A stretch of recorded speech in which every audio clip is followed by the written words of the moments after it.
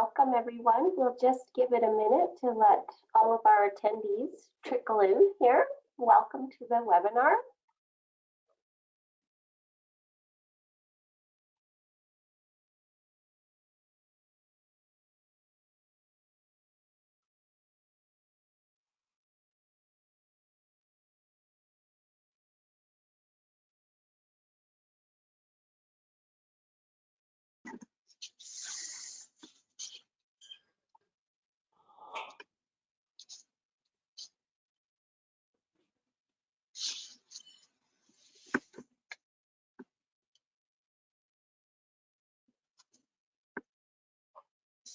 Welcome. If you've just joined us, we're just giving it maybe another minute or so for all of our attendees to trickle in, and then we will begin the webinar.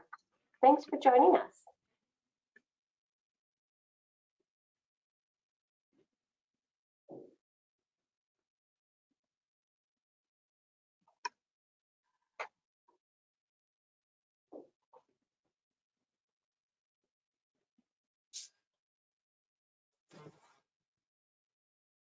Okay, well, why don't we begin? Thank you for joining us today. My name is Kara Vincent, and I'm the knowledge translator here at CIPSRT. I'd like to welcome everybody to today's talk, Families Matter Research Group Interactive Series. What I wish I would have known, questions on life after PSP service. So thrilled to have you here today. I'm just going to do a few really quick housekeeping items. So as you might have already realized, all attendees are in listen-only mode to limit background noise, and cameras are also shut off by default. Today's session is being recorded, and you'll be sent a copy tomorrow via email, just in case you want to watch it again or if you missed something. The GoToWebinar platform that we're using, sometimes the launch window can be blocked by some organizations. So if you are having trouble hearing us, you might have to join us by phone. Yeah, and you can see how to do that on the slide here. We have set aside time for audience questions at the end of the session. So you can send us your questions by typing them in the question box. And if there is some time, then they will be addressed. Last thing, should you require French translation for this webinar, please access Wordly, our simultaneous French captioning service, using the link that you were sent in via email. Also, I can also pop that in the chat in a second if you like. Be sure to keep both windows open, one for the webinar and one so you can read Wordly. And please select French at the top of the Wordly window. And then all the English dialogue will be transcribed into French captions. So that is all for me. I am so pleased to turn it over to our presenter, Lisa Delaney. Thank you. Thank you, Kara. Just before I start, I'd like to also let you know that we will deploy a post-event survey shortly after the event ends today. So please complete that, as we really do value your opinions and needs and gaps that you identify. So let us begin by an acknowledgement of territory. Let us acknowledge the Indigenous peoples of all the lands that we are on today. While we meet today on a virtual platform, I'd like to take a moment to acknowledge the importance of the land which we each call home. We do this to reaffirm our commitment and responsibility in improving relationships between nations and to improving our own understanding of local Indigenous peoples and their cultures. From coast to coast to coast, we acknowledge the ancestral and unceded territory of all Inuit, Métis, and First Nations people that call this nation home.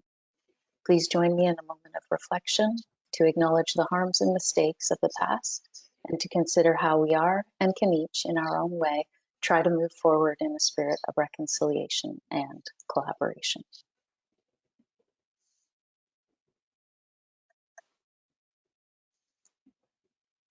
Thank you all for joining us today, and thank you, Kara and CIPSERT, for your continued support in this interactive series focused on public safety families.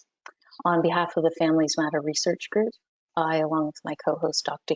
Heidi Cram, would like to welcome you. I'm the Community Development Manager for the Families Network, and I have been trying to build a network for families and those who study, serve, and support them. So we are in the process of naming the network, and we may be seeking your opinions later today. So I'm going to turn it over to Heidi to introduce herself. Thanks so much, Lisa, and thanks for everyone for coming to join us in this iteration of our virtual interactive series. So like Lisa, I'm an occupational therapist with a background in child and family, mental health, working with youth, and in that context of kind of the families as systems. So really thinking about how important they are. And I'm the research lead for Families Matter Research Group. So Lisa and I work together to identify what the gaps are within the community and then figure out how we can address some of those gaps with research. So I'll be happy to speak more about that. Thanks, Heidi. So the plan for today is we're going to do a brief introduction to the topic, and then we're going to move into the panel discussion. We're aiming to have time for questions at the end, so like Kara mentioned, please feel free to pop them into the chat. We also will then deploy the survey after the event. So kind of the way this topic came about was after events like these, we always have post-event surveys. And for several of these post-event surveys over the past year, we've heard about people, PSP families, really wanting to know about life after service and how families factor into that. I knew that there was life after service and the military to civilian transition focus from the FMRG researchers, but I was really unsure of the state of the research on this topic for PSP and their families. So I brought the topic to Heidi from our network. So in that regard, then we tried to look at, well, what is known and tried to begin to identify and map that literature. So we're wanting to understand that life after service, and we draw from what we do know from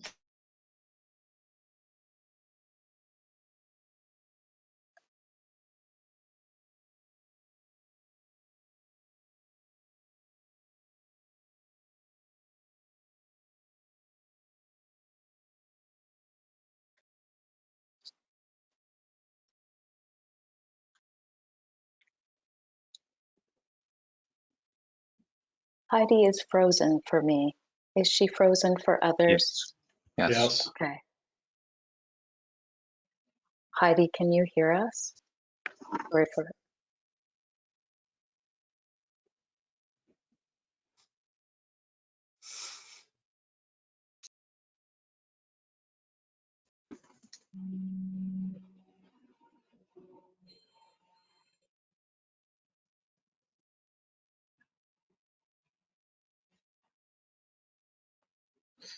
Hi, can you hear me again? Sorry, I'm just like crashing back in. It just vanished. It just went away. The whole thing just disappeared. So of course, you know. So can I pick up where I was? I'm sorry. Go for it. One of the things that we know when we look at the military to civilian transitions, that families actually play a very big role. You know, when you work in families like the military or in public safety, families like mine, so, you know, my husband's been on the job for 28 years in the fire service, and, you know, that there is a natural kind of tension that goes along with work and family. So how those conflicts kind of get managed, those are naturally occurring conflicts, but they change over the life course of the job. And as the, you know, the family itself changes over time. So we do know that in the military, some of those choices about prioritizing family or family members or a spousal career, for example, it might mean that there's a timing about when service ends in a given sector and people move into other roles in that life after service. So one of the things that we've found from those studies that we've looked at is that how people fare with that transition really does depend on a lot of things. One of them is enough runway to do the planning and to kind of think about the finances, but not just the finances. It's also about like, how will you spend your time and who are you after service? Like, what does that feel like when you take off the metaphorical uniform or the literal uniform and you kind of think about, well, who am I in this kind of after this career? And so this really does have a wide impact on, how we spend our time, where we find meaning, purpose, connection, and community. And so how we transition well. So that's what we're looking at. And so we've, within our group now, started to do like a formal evidence synthesis to try to really understand this within the public safety sectors. So we hope to be able to report on those results later in the calendar year. Thank you. Thanks, Heidi. Yeah, so today we're really using this panel discussion as a conversation starter on this topic. We recognize that this transition happens in a variety of ways. So for some, it occurs at the time of retirement. For others, it occurs as a personal choice at some point in the career life cycle. And for others, it really comes at a time that's not expected. So all of our panelists today, each of our panelists really represents that spectrum of paths to life after service. And I really appreciate their willingness to share their experiences and reflections with us. I'm going to turn it over to the panelists to introduce themselves and kind of share their unique paths. And I think it would be great to start with Christina. Thanks, Lisa. Thanks for having me. I think I'm coming to this with a bit of a different lens. So I'm a clinician in private practice. Most of the individuals that I work with and families that I work with are public safety personnel. I'm the partner of a recently retired officer, so going through this transition as well. I'm also a Navy brat, so grew up in a military family, and as many public safety personnel are, not one role but two, so other emergency service roles as well. A bit of a lifer was my dad, so even after his service in the military, continued on in first response. And then so I saw not one but two transitions from public safety personnel roles, and a number of really difficult pitfalls around that, and some that even continue to persist today. So coming at this today, this conversation with lots of excitement, but hopefully bringing a number of different lenses. Thanks so much, Christina. How about Laura, if you introduce yourself? Hi, Lisa. Welcome, everyone. Thank you for inviting me to this panel. So Laura Kloosterman, retired police officer after 32 years with the Ontario Provincial Police, and now I'm currently the executive director for Badge of Life Canada. So I'm coming at it from a lens of being retired and that transition after, and the OPP was my first and only full-time job because I was hired at such a young age, and then transitioning into executive director. So the two very different roles. And also with Badge of Life Canada, we see because through peer support, we see the transitions that people are going through, the possibilities that they may never return to work. They may never return to their jobs. So we kind of like see what is needed and kind of the gaps that are in that area as well. Great. Thank you, Laura. So many lenses already presented in just the two of you. So we'll now have Bill introduce himself. Well, hi, everyone, and thanks, Lisa. My background, I, like Laura, started in police work more or less right out of school. And I was a reserve constable for 2 years before my 12 years of actual police work began. And that time I did sort of odd jobs and kept myself available so I could do the reserve work. But it was a job I always wanted and a job I loved from beginning to end. Never wanted to do anything else, but during the process of those 12 years, I became involved in a private business as well that we started, and so in 1974, a long, long time ago, I left that job that I wanted all my life and transitioned into managing a business which was involved in supplying police and fire and ambulance equipment, and became involved in setting up the BC Provincial Ambulance Service, which was just being set up in 1974. to replace a hodgepodge of different ambulance services and private operators and funeral homes that ran ambulance services as well on the side sometimes. So I got to stay in sort of the emergency response area for another 10 years or so, but not as a frontline responder, but as more of an administrator, program developer, and so on. About 2 years after I left the police job, we lost one of the young, outstanding young constables who died from suicide.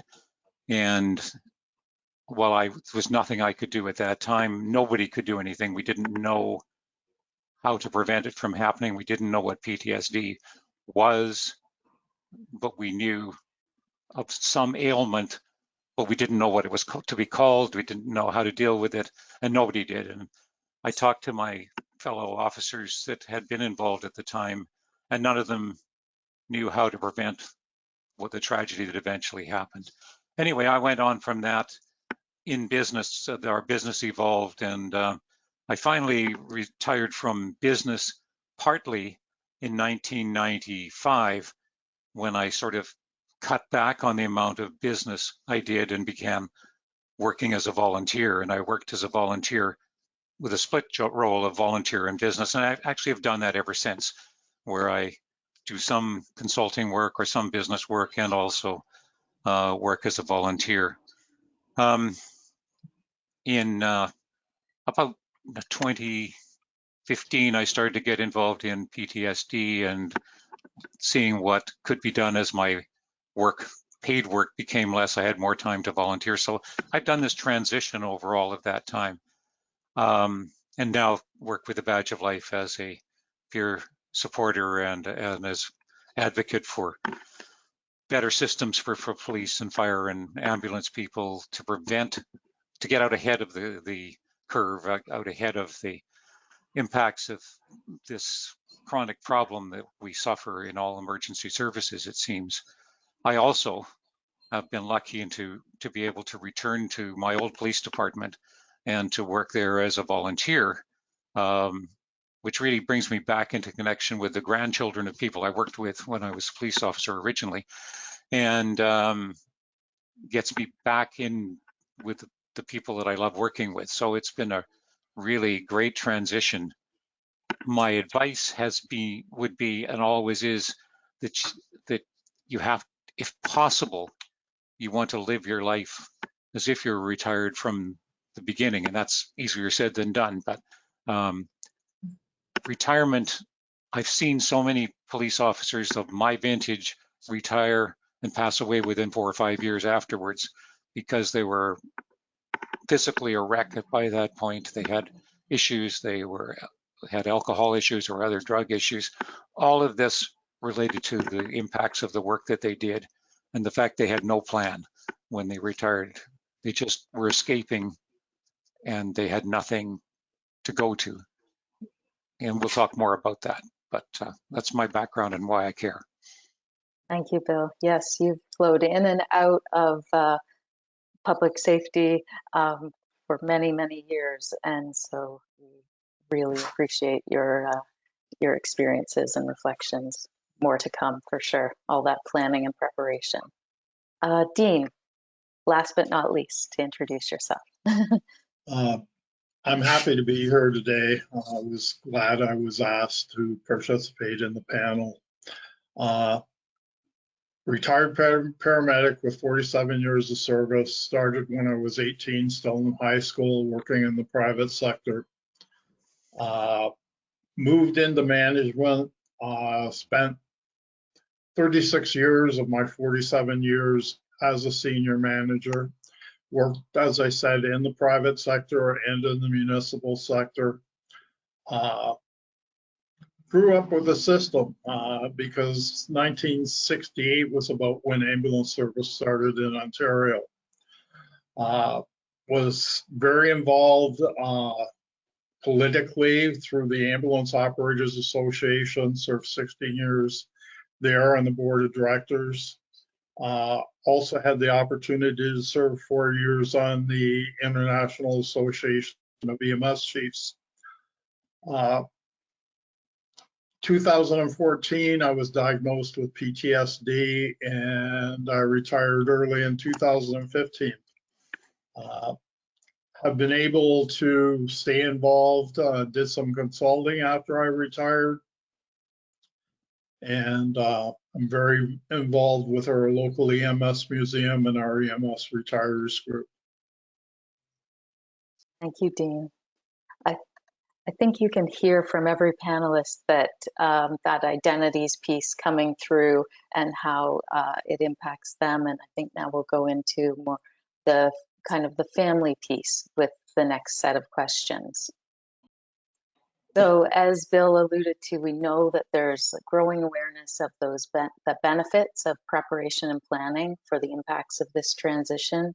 It impacts identities, mental health, that time use, your routines, your relationships, and social connections, not just for the public safety personnel, but also for their families. We know families are factors, and so I'm going to ask some questions about how and where families factored into life after service of each of the panelists.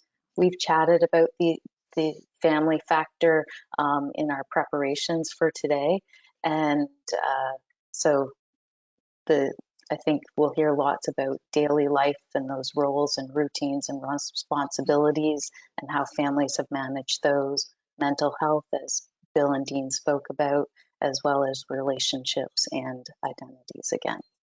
So my question to all of you is, how and where does your family factor into life after service, or how they factored into your planning and preparation of your life after service?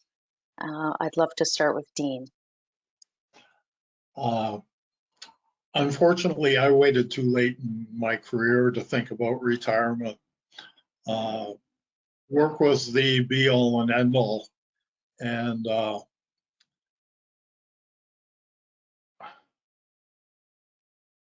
I guess how the family factored in was the fact that my wife retired 5 years earlier than I did. She was a nurse, and that kind of got things going because she had nursed her entire career.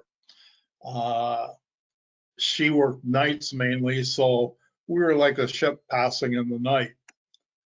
We didn't see a lot of one another, and suddenly she was at home, and I had to start dealing with that reality.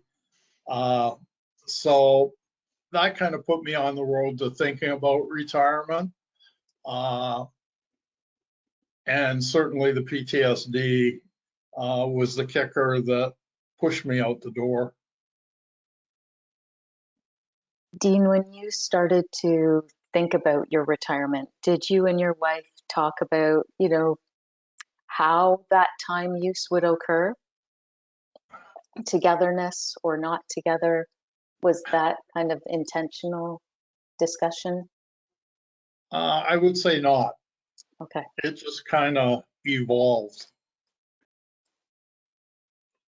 Laura, I think you also spoke about kind of that preparation. Dean saying, I didn't prepare early enough. Do you have anything to add to that? Yes, I think that's kind of the common theme for public safety personnel is they talk about it. I mean, you have people that have 5 years on going like, oh, I can't wait to retire. You've got 25 years left. However, it's a talk. And I think that needs to kind of like, okay, don't talk about it, figure it out. Because when it happens, it's going to happen. So you have to, start planning for it around your entire career, not just financially, because they always do, the financial planning, financially, am I able to, which is very, very important, especially if you have kids and they're going to go to post-secondary and things like that. However, you have to be in a good space. So before I retired, I mean, my husband is also a police officer. He retired before me. So that was good, because I think that if we had retired at the same time, it would not have worked, because all of a sudden you're never together because you're always working different shifts and things like that, and you're away because you've been, you're sent somewhere else to do an investigation, and then all of a sudden you're, oh my gosh, now we're together like 24/7. So he retired first.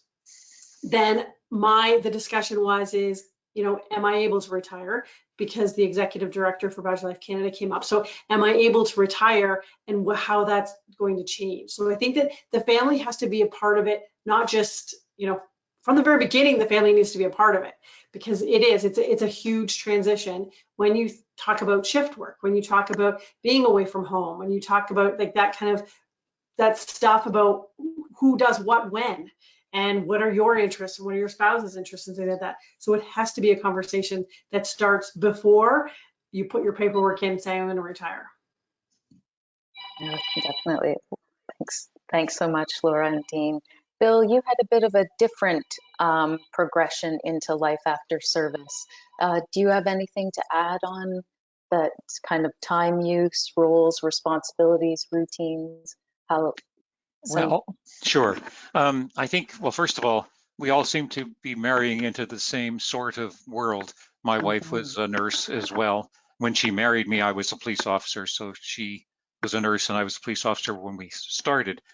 She didn't work shift works because she was a public health nurse and drove around in a car just like we did, but daytime all the time. But we always discussed everything, every change that we made, any promotion I went for, and so on. So we did relate quite well all through that time. And we discussed when the time came to leave the police job to move into the business world of the ambulance service and so on, that is setting up things. And she was very supportive of it. She also was very glad when I left the police work because she said I was becoming cynical. I don't believe it, but but that was her opinion, and I'm sure she was right, actually. And I found even then, though, because we were both young at that point, that when I found the impacts of separation anxiety, which is something we talk about later, separation from the job, she couldn't understand that. I mean, she just couldn't understand why that would be an issue, because life was better now. I was working day shift and not shifts all the time and so on. But we've worked very well together and always planned together and planned time together, and I've been able to maintain that sort of balance, which was the thing that helped us. And I guess I've never fully retired, so she's never been faced with having to keep me entertained 100% of the time. Yeah, I think all of you kind of represent that that dual serving, or the the partners both working shift work, and how you communicate, when you communicate, and then when you'll communicate about these plans for life after service. So thanks so much for those. I think, Bill, you started to discuss kind of mental health and the impacts of the traumatic exposures that have occurred for the PSP over their careers. Laura, I think you had a really good analogy of kind of what that's like after your career ends in PSP. Would you be able to share that? Yes, I think the biggest thing is that you have to deal with the demons before you retire, and before you kind of are ready to retire, because you need to retire for the right reasons. Because I think Bill touched on it as well, is you can't retire because you're angry. You can't retire because, perceived injustice.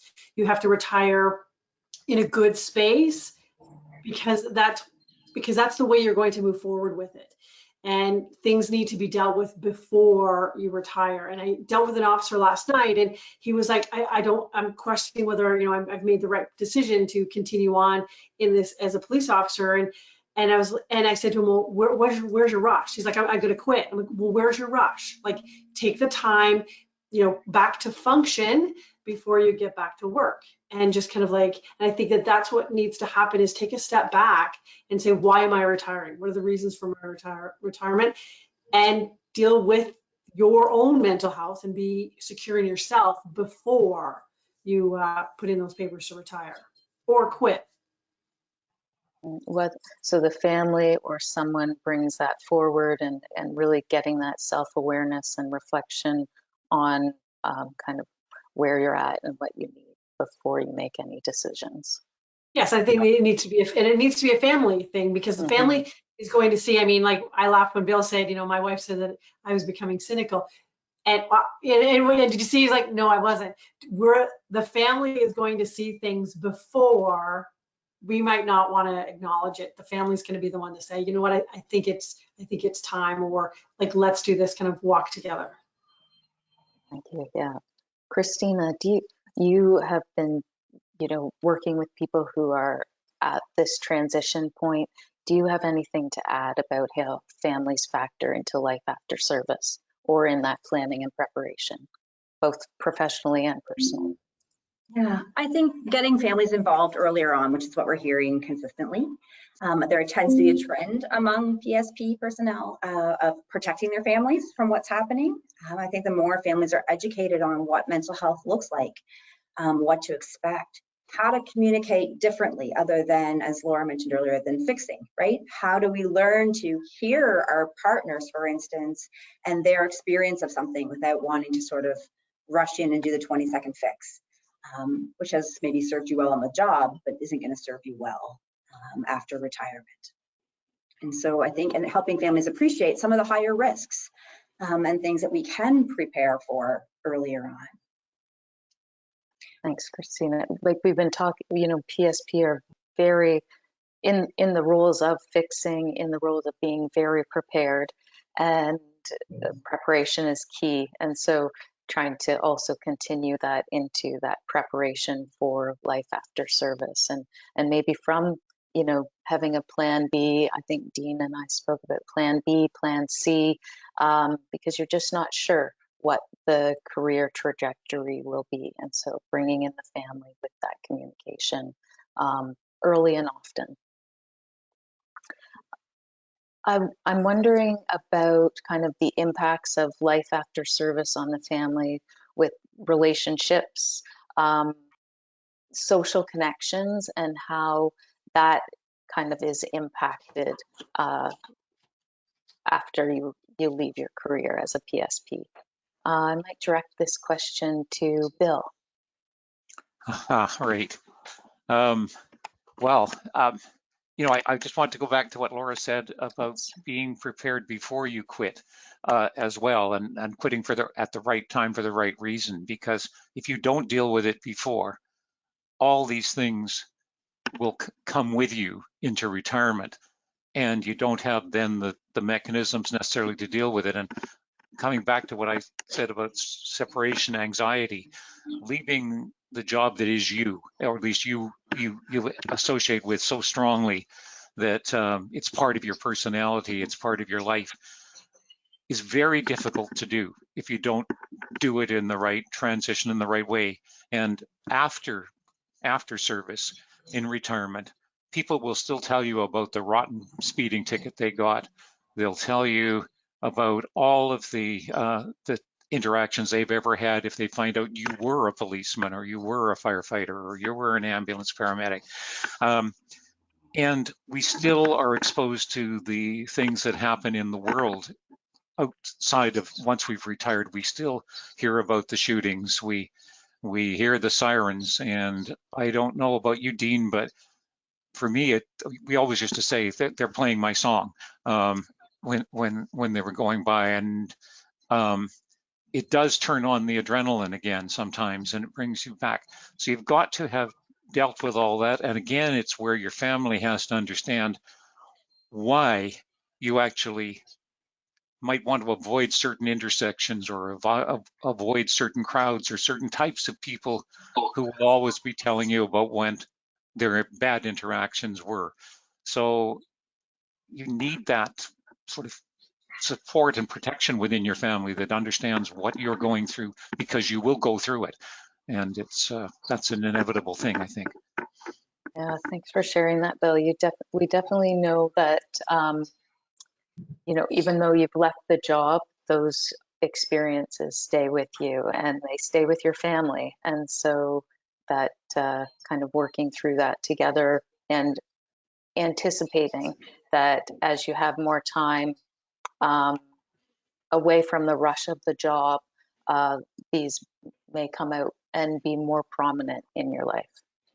I think we've all talked about kind of the identity piece and that purpose-driven life and how you identify not just the PSP, but also your family, and how that changes after life after service, both for you and your family. And I wonder, Christina, if you have anything to add to that, as you kind of had the opportunity to be a child of a military veteran as well as a spouse It's of a PSP. identity is more than just your job, and I think sometimes we don't appreciate that.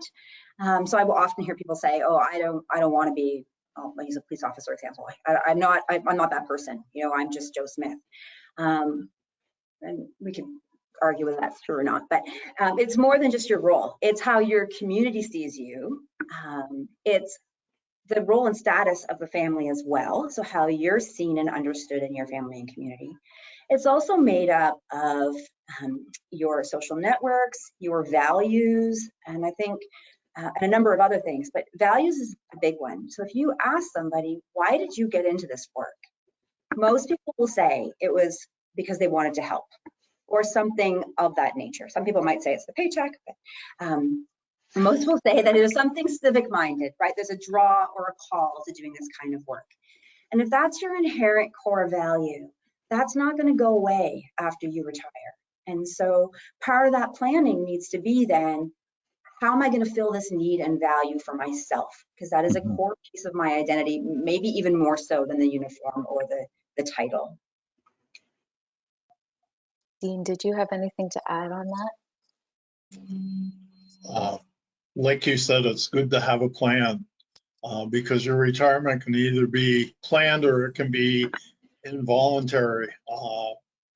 EMS is not a guaranteed lifetime career, either through physical injury or mental illness. So you need to have a plan and develop your strengths outside of the workplace so that you've got something to fall back on if your career suddenly ends. And I think, And that's Bill, worse than retirement. yeah, so really just recognizing the full breadth of these professions and the impacts they have, and having that preparation and planning, both as you as a singular person, but also as a family. I'm wondering what you've done. You all did some planning and preparation for life after service, but I'm wondering, was there something you hadn't planned for that you didn't realize with respect to how much your family would be involved in or impacted by that transition? Laura, I'll go to you first on this question. I think being home all the time. I think that's one thing, because the position I was in prior to retirement, I was gone probably 4 days out of 5 on the road, just kind of like traveling throughout the province. So now all of a sudden I'm home. And even in this role here, the office is my basement. So now I'm home all of the time. And that was a big one, because I mean, for my spouse and also for my kids, because my kids had used to me being, you know, sent somewhere throughout the province for weeks, months, like a year at a time. And now all of a sudden I'm here and I'm here all day, every day. And that was a huge transition. Yeah, I think we talked about how too much togetherness can just be too much. Yes. Yeah. Bill, do you have anything that you didn't realize with respect to how much your changes in career or life after service would impact your family? Well, you know, when I left the police force, I had no idea that things would follow with me. You know, again, I wasn't prepared for that. I wasn't prepared for any of the impacts of that, and so nor was my wife. We thought it was be a new life, sort of a snap and your change, and of course that isn't what happened. We were able to handle it fine, I think. We both always had separate lives through the separate careers and through separate things, and we've always managed to maintain enough independence that we've never been in each other's face too much. But I think the main thing is we just didn't realize, we didn't plan that sort of thing going forward. We were just lucky that things worked out and worked out well. Yeah. And how about you, Dean? Anything you hadn't kind of planned for or didn't realize with respect to how much it would impact your family or your family would be involved in? I think it has to be illnesses within the immediate family. And the loss of a lot of friends over the last 7 years due to death. It's just something you don't think about, although you're doing it every day as a medic and seeing people sick and dying. It's different when it starts to impact you and your family. Mm-hmm. Mm-hmm. So those, and even the trauma exposures that you've had in the past and how maybe those come back with some of those situations, or like Bill said, kind of the impacts of what's happening in the broader world and how that also comes back to impact you and your family as well, I'm guessing. Yes, my PTSD, every year the event rolls around and there's a lot of press covering the event. I find May a hard month to get through. Okay. And so with having, so that mental health, again, you're reiterating that, you know, preparation and consideration of what may be to kind of prepare as much as you can as a family. And there, we know there's things that are not preparable, but thank you for sharing that to reiterate the importance of that. Okay, so kind of knowing what you know now and all, like you've already kind of shared that you really hadn't planned or realized the impacts of, what's one thing you would do differently for this transition? Dean, I'll go back to you on this. I guess I'll go back to the very beginning. When my insurance agent said to me at 21, you should be putting $100 a month away in a retirement fund. And you don't realize how much importance that is when you get to be the age that we are now. And particularly with inflation and that, good pension, but it's not keeping up with the realities of today's world. So that financial preparation is still key that Laura mentioned. And we know that the preparation isn't just finances, but it is important. Laura, anything that you would do differently knowing what you know now?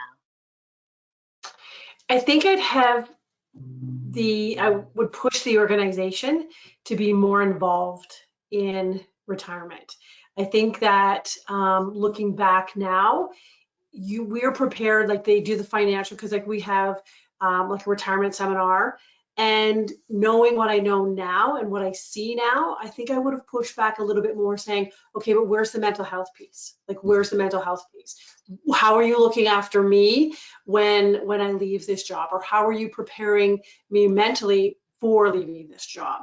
I think that that's what I never thought about it back then. Looking back at now, I'd push them a little bit more, saying you have a responsibility. You have been, you have put me through things in 32 years that are not necessarily positive. Now it's up to you to figure out how you're going to mitigate my next transition. And would you think that families included in some of that education, information sharing would be key? Yeah.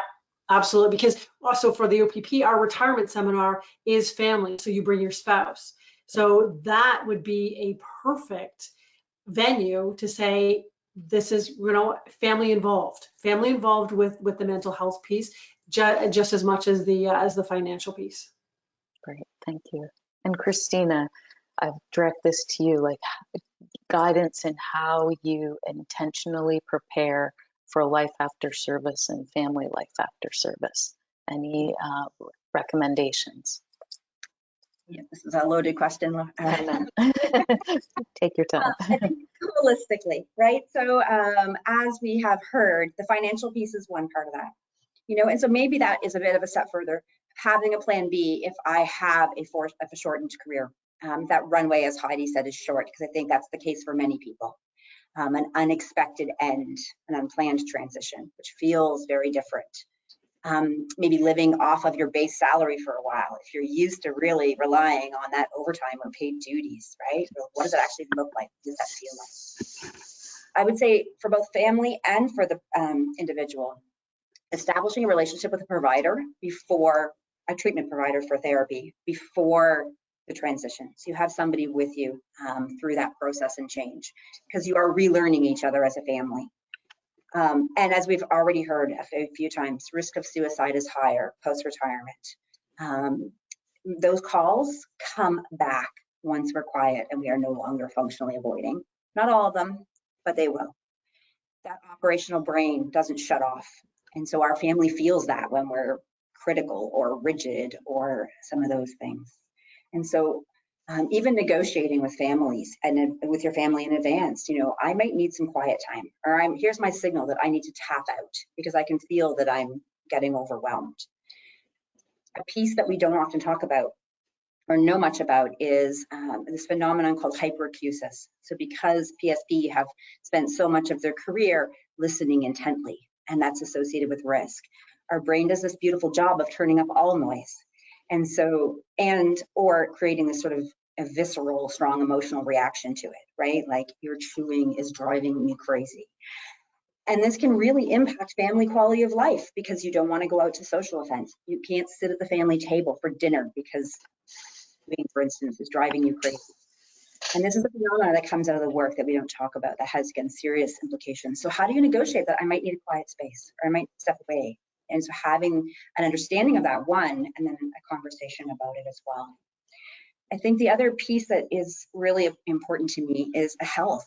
So we've talked a lot about mental health, but we know that these roles, because of the trauma exposure, because of the shift work, have a significant impact on your physical health. It's not a coincidence that there are more deaths post-retirement. There is higher risk of cardiovascular disease, higher risk of cancer. And so I think we can inform ourselves, and we can be advocates throughout the career, both family and otherwise, about what are these indicators. There's lots of ways that we can measure some of these indicators and can be advocates for ourselves to get more screening more often. And so the things that we can kind of take control of earlier on. The other piece that I would say, and I'll stop talking, is really about families are left out, especially in mental health. And obviously privacy legislation has a very important role. But if you have the dynamic in your family where you have supportive loved ones, they need to know what's going on. I work with many spouses following a death by suicide. They don't even know what medications they're on. They don't even know what the diagnoses are. Nobody will communicate with them during treatment or after.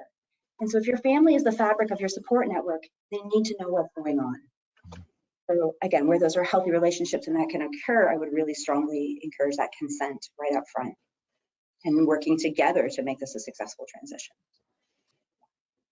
Thanks so much, Christina. All of those are really key and important. I think I'll turn it over just for Bill, Laura, and Dean. If you have anything to add to Christina's kind of suggestions based on really what went well for you and what conditions you think you had in place that made the transition to life after service go well. I'll go to Bill. Right. Well, Christina just listed it so well, and it's just so important to build this the whole life, through your whole life, to build towards this. And this is just a phase that you change. And so it's the knowledge, it's the communication in the family, and the knowledge in the family is just so critical. It's what we advocate now for all first responders starting out. From the very beginning, the family has to be involved. They have to be provided the opportunity to know what's going on, to know how to deal with it, and know how to recognize it. And fortunately, some police departments, some emergency services are building that into their systems, having family nights, having family training opportunities. Those are the things that I was fortunate enough to have happen as I was going along, but most have not. And it's what we are now, as Badge of Life, for example, pushing for everywhere, is to have that process in place so that it doesn't come as a shock. So it is living your life today as if you might retire tomorrow, and having all those things in place going forward. Great summary, Bill. Thank you. Laura and Dean, do either of you have anything to add to those conditions that you had in place? Unfortunately, in EMS, there's too many employers out there that see their employees as a disposable item. That in the past, there's always been somebody standing at the door waiting for a job, and there isn't anymore. Now there's a shortage of people, just like there is going into police work. And I think employers need to step up their game a lot when it comes to dealing with their employees and how they're treated on an everyday basis. Thanks, Dean. And it sounds like, Bill, you had the experience of families included in the organization. I'm not going to say long ago, but a while ago, and that maybe disappeared over the years, and we are all working together to try to bring that back. Laura, do you have any final thoughts? I think for my transition, it made it much easier because I did transition right into executive director for Badge of Life. So it was like because I think we need to have a purpose.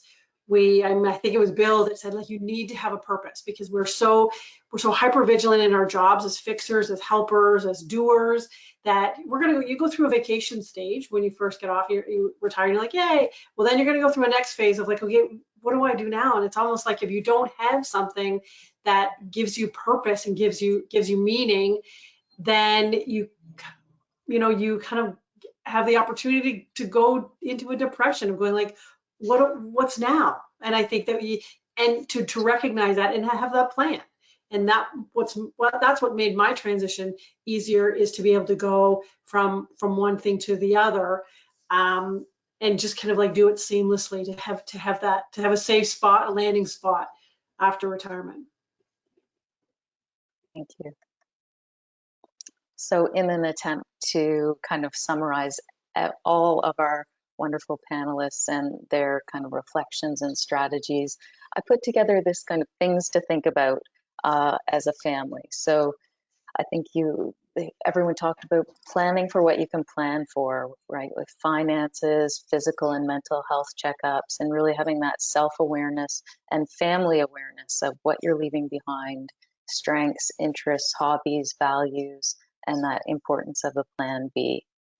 That communication piece, really thinking about that redistribution of time, the togetherness time, roles, responsibilities, boundaries, goals, as well as the impacts of the exposure to trauma, and that consent piece, and having your families involved all along the way. The other piece is, I know it's kind of, okay, the opposite of all the other things to think about, but that flexibility. Being open and flexible, and kind of understanding the need to adjust along the way, maybe to things like what Christina spoke about, not those irritating bits that you have to work through as a family that maybe you just never considered. So before, that's kind of a takeaway for everyone. I think I'll go to Heidi and Kara just to check if there's any questions, because I realize we're short on time here from the audience. I think there's probably one question. Thanks, everyone. It's very interesting to hear the experiences and reflections. We had a question that asked, on something that's come up about that dealing with your demons. I think you phrased it, Laura, like, that idea of, trying to sort out how to go into the next phase of your life. If there's one thing that you would think of, about how you prepare for the transition to private life without carrying those things from the job with you, or even how to deal with them when they pop up and you don't realize that they've been following you, like Bill says. You didn't think they were coming with you, but there they were. So I guess just like wouldn't it be great if, thought from everybody, wouldn't it be great if people could do one thing? What would that be? Get a good therapist from the very beginning. Get a very good therapist from the very, very beginning, because then they're going to be able to see, and I mean, Christina, the transitions. And because sometimes we think we're doing swimmingly, we're great, and then we're called on it by our therapist going, maybe not as well as you think you are. Unfortunately, within EMS, most benefits only go to your 65, and after 65 you're on your own, and any private carrier plan that you may have, whether it be through OMERS or somebody else, doesn't cover a lot of mental health support. I'm really sort of reducing this, but this is often the work you would do with a therapist, but really just a lot of the things that linger during and post-career have to do with your nervous system being hijacked. It's doing the job that it's meant to do to keep you safe. And so learning tricks, you can even Google search this, emotional regulation techniques, or how to calm. It's your parasympathetic nervous system. There's lots of quick and dirty tricks. They aren't going to be the be-all and end-all, but they can really help bring down some of these intense and difficult experiences. I would say also, establish a peer support network of your own after the job. At least don't lose contact with the people you worked with. Departments need to do a better job of this as well, as Laura said, but we need that wellness component of our jobs where it's possible to have it carry forward. So one of the things I do is go to lunch with different retired officers quite regularly, just to keep contact and to keep them focused and see if they have any problems. So we don't have to sever all contact the day you leave the job. You can maintain it, at least with those that you want to maintain it with, but you have to have, as well as other people to connect with, you have to have some of the people that will recognize what you're talking about and understand what you're going through sometimes. But unfortunately, within our age group, we did a really good job of hiding our emotions, and we continue to do that after retirement. I have a retirees group that meets for breakfast once a month, and nobody talks about the bad times they're having. That's right. That's so true. I mean, that's where we have to do a better job as peer supporters, for example, bringing up those topics. And that's maybe the next generation that comes along, maybe have better tools to deal with it, I hope. Can I add one thing really quickly? I know I already spoke, but I'm just seeing a question in the chat about how do we leave those things behind as we transition. And I think maybe it's a reframing. It's understanding that these things actually served you really well in your job. They kept you alive. And so honoring that role, but it's learning how to manage it so that it doesn't get away from us. So we're not going to erase it, right? But we can manage it really, really effectively. Thank you, Christina, and thank you all. I think we could chat for a long time on this topic. I really think this has been a wonderful conversation starter on life after service and families. So very much appreciate the panel's willingness to share their knowledge and experiences. Also, I'm just going to do a quick thank you to Kara and our Families Matter research group. So we're going to close today, but please complete the post-event survey. We really do appreciate knowing the content you're looking for. Our next virtual event will be in the fall, probably late September. And I've provided you a few ways to stay connected with us so that you're up to date on events and research and resources. And if I haven't had the opportunity to meet you and hear about you or your organization, please send me an email. I'd love to chat further to know what either your organization or you are doing for families. And thank you also to SHIRK for funding our partnership development grant, as well as Medavie Foundation for the investment in the PSP Families Network. Thank you, everyone. And again, thanks to the panelists. Take care.